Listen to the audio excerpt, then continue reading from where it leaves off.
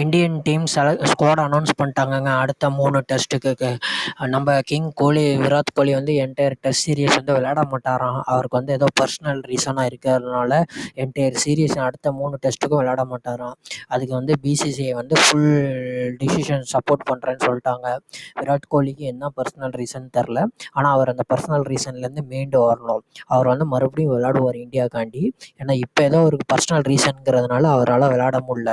King கோலி வந்து கண்டிப்பாக மறுபடியும் பர்சனல் ரீசன் மீண்டு அவர் நல்லபடியாக விளையாட வருவார். அதில் எந்த மாற்றமும் கிடையாது. என்ன அவர் இல்லாமல் இந்த டெஸ்ட் சீரிஸ் வந்து கொஞ்சம் போர் அடிக்குது.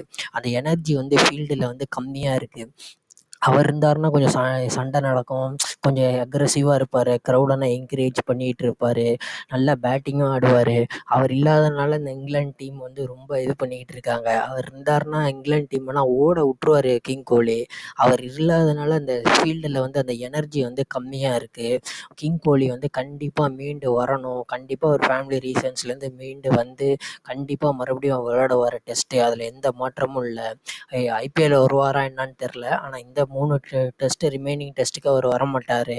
ஏன்னா இந்த 3 டெஸ்ட்டு மறுபடியும் கொஞ்சம் டல்லாக தான் போகும். ஆனால் அவர் ஃபீல்டில் இருந்தாருன்னா கலக்கலாக இருந்திருக்கும். மற்றபடி அவர் ஃபீல்டில் இல்லாததுனால கொஞ்சம் டல்லாக தான் போகும் டெஸ்ட் சீரியஸு.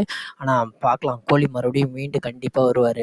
மற்றபடி ரிமைனிங் ஸ்குவாடு பார்த்திங்கன்னா Rohit Sharma captain, Jasprit Bumrah vice captain, Jaiswal, Shubman Gill, KL ராகுல், Rajat Patidar, Sarfaraz Khan, KS Bharat, R Ashwin, Ravindra Jadeja, Axar Patel, Washington Sundar, Yadav, Siraj, Mukesh Kumar, Akash Deep அவங்களாம் இருக்காங்க.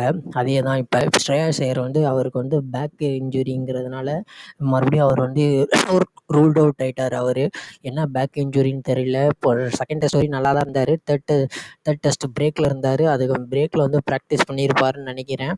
அது ஏதோ பேக் இன்ஜுரி மறுபடியும் வந்துருச்சான். அதனால் ஸ்ரேயாஸ் ஐயர் வந்து இந்த தேர்ட் டெஸ்ட்டுக்கு வந்து விளையாட மாட்டாருன்னு கன்ஃபார்மாக சொல்லிட்டாங்க. அவர் ஸ்குவாட்லேயே கிடையாது.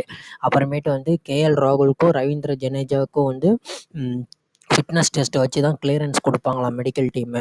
அவங்க ஒன்றும் அந்த மெடிக்கல் டீம் வந்து ஃபிட்னஸ் கிளியரன்ஸ் கொடுக்கல. அவங்க கொடுத்தா மட்டும்தான் அவங்க 2 பேரும் வந்து அந்த ஸ்குவாடில் ரிமைனிங் 3 டெஸ்ட் ஸ்குவாடில் வருவாங்க.